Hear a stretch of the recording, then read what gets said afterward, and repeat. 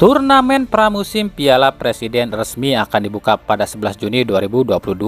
Laga perdana akan mempertemukan Persis Solo versus PSS Sleman. Untuk jadwal resminya, kami akan upload di video selanjutnya di channel DM YouTube Project. Nah, sambil nunggu, yuk kita intip tim mana saja sih yang paling berpeluang lolos di fase grup.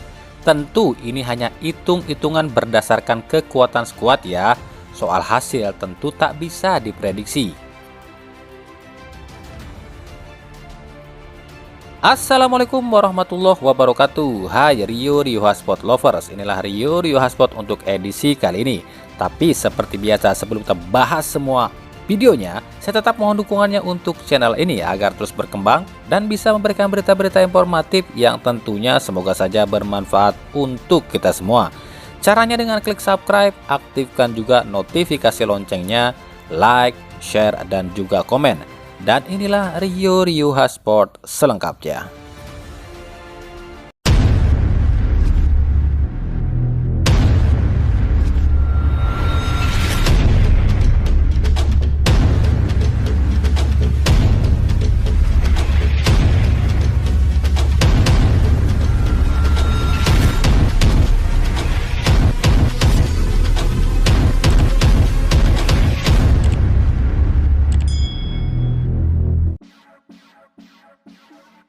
Kita mulai dari grup A.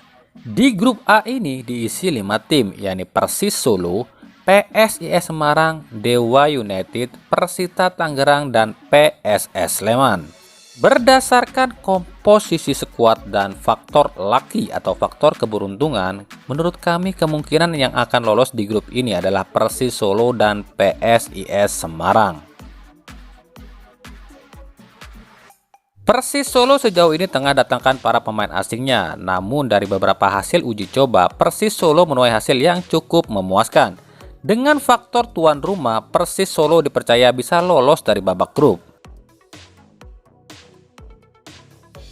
Lalu PSIS Semarang. PSIS memiliki lengkap slot pemain asing, yakni Ali Sesai, Jonathan Kantilana, Taisei Marukawa, dan Carlos Portes. Inilah kekuatan PSIS Semarang. Trio JFT yakni Jonathan, Fortes, dan Taisei akan jadi senjata andalan utama bagi PSIS. Terbukti di beberapa laga uji coba, PSIS meraih hasil yang cukup memuaskan. Tapi bukan berarti kami mengesampingkan 3 tim lainnya. Dewa United sejauh ini baru umumkan 1 pemain asing. Ingat saat berita ini dibuat ya. Dari beberapa hasil uji coba, Dewa United itu meraih hasil yang cukup memuaskan meskipun lawannya tim-tim amatir. Tapi memang agak sulit buat Dewa United jika harus kalahkan tuan rumah Persis Solo, apalagi hadapi PSIS Semarang. Tapi semua bisa terjadi di sepak bola. Begitupun dengan Persita Tangerang, tim asuhan Alfredo Vera dipastikan hanya akan memakai 1 pemain asing di Piala Presiden ini, yakni Bae Shin-yong. Itu pun kabarnya Shin-yong belum hadir dari Korea. Dari beberapa hasil uji coba terakhir, Persita menuai hasil yang kurang memuaskan. Tim ini masih dalam adaptasi setelah sejumlah pemainnya hengkang dan pergantian pelatih. Lalu bagaimana dengan PSS Sleman? Tim ini sulit ditebak, pasalnya hingga saat ini PSS belum umumkan 1 pun pemain asing baru. Praktis PSS hanya memiliki 1 pemain asing, yakni Mario Maslak. Lini depan pun tak ada yang menjanjikan, cuma mengandalkan striker lokal seperti Boa Solosa dan Todd Ferre serta Miftahul Handi. Tapi bisa saja tim Elang Jawa justru jadi kejutan di grup ini. Ya, jadi kami tetap memprediksi jika di grup ini yang akan lolos adalah Persis Solo dan PSIS Semarang. Maaf loh, ini cuma prediksi. Kita beralih ke grup B. Di grup B ini pun diisi 5 tim, yakni Borneo FC, Persija Jakarta, Rans Nusantara FC, Barito Putra, dan Madura United. Secara hitung-hitungan dan kekuatan, 5 tim ini seimbang. Nah, jika kita bicara soal head-to-head musim lalu, 4 tim Liga 1 yang di grup ini, kesampingkan Rans ya, karena Rans baru promosi, kita akan lihat yuk dari hasil 4 tim ini di Liga 1 musim lalu. Nah, dari head-to-head musim lalu, Borneo FC yang paling banyak catatan kemenangan, yakni 4 kali kemenangan, 1 kali hasil imbang, dan 1 kali kekalahan.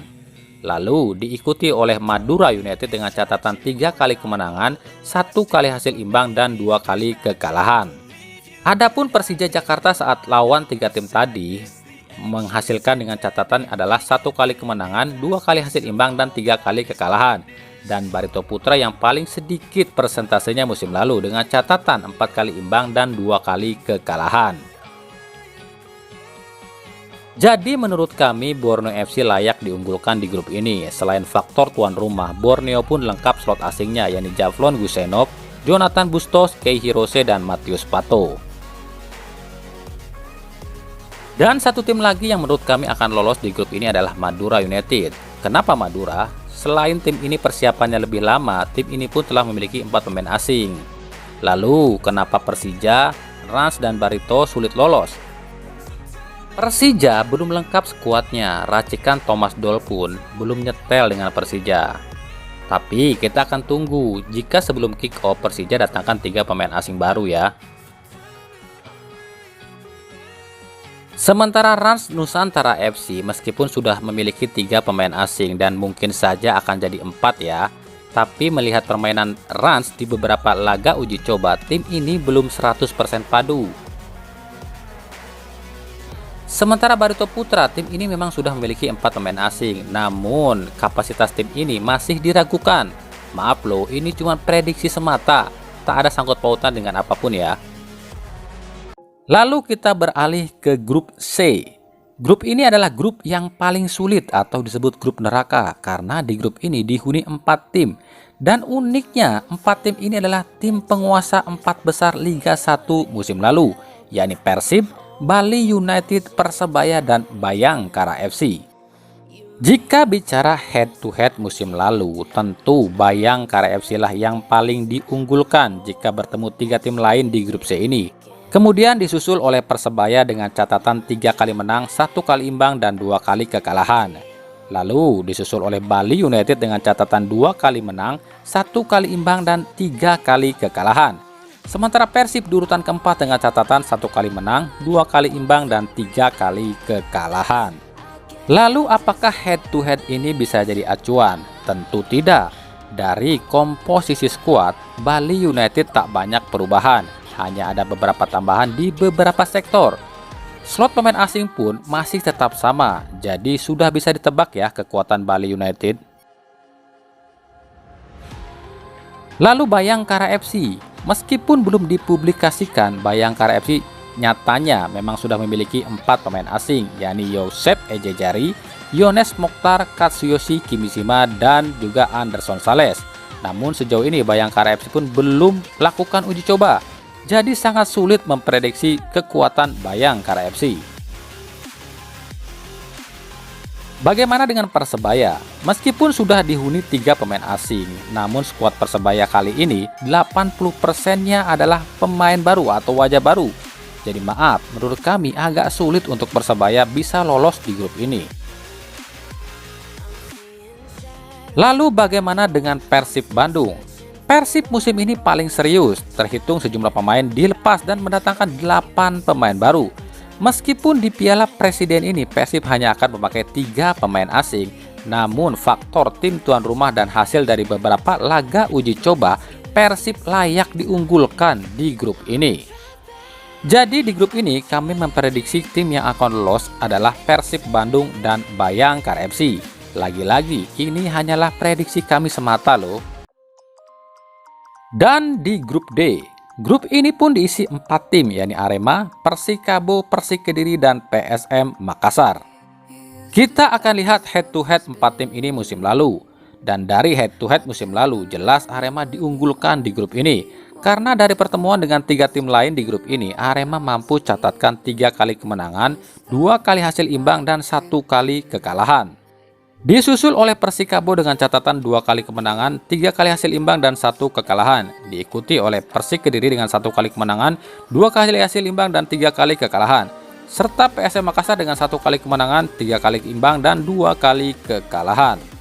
Jadi jika melihat head to head memang Arema dan Persikabo yang layak lolos. Tapi jika melihat komposisi skuad musim ini dan persiapan tim, kita akan lihat Arema di Piala Presiden ini kemungkinan hanya akan pakai 3 pemain asing, selebihnya para pemain musim lalu.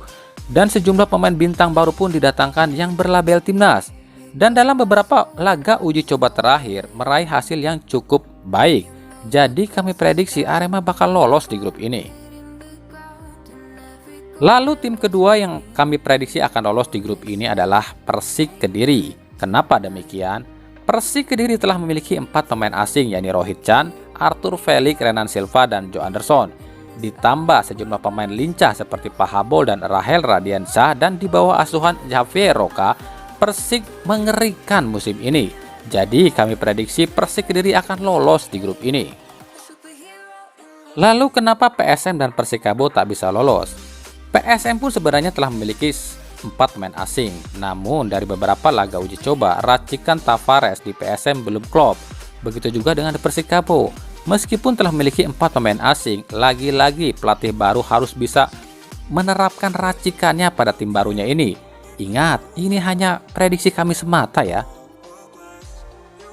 Kita akan lihat kebenarannya setelah ajang pramusim ini resmi digelar ya. Dan itu saja ya pembahasan kita di video kita kali ini. Kami mohon maaf jika ada kata-kata yang kurang berkenan. Kami tidak bermaksud menyudutkan satu atau dua belah pihak ya. Ingat, ini hanya hiburan semata. Kalaupun ini ada benarnya, ya sebuah kebetulan. Tapi jika salah ya maaf, kan hanya prediksi. Nah itulah tadi Rio Hotspot untuk edisi kali ini. Ikuti terus berita seputar sepak bola khususnya Liga Indonesia dan para koneknya hanya di Rio Hotspot. Terima kasih yang telah menyaksikan video ini dan mengunjungi channel ini. Kritik dan saran selalu kami nantikan di kolom komentar atau di media-media sosial kami yang ada di bawah ini. Sampai jumpa di video-video kami selanjutnya dan salam Rio Hotspot. Wassalamualaikum warahmatullahi wabarakatuh.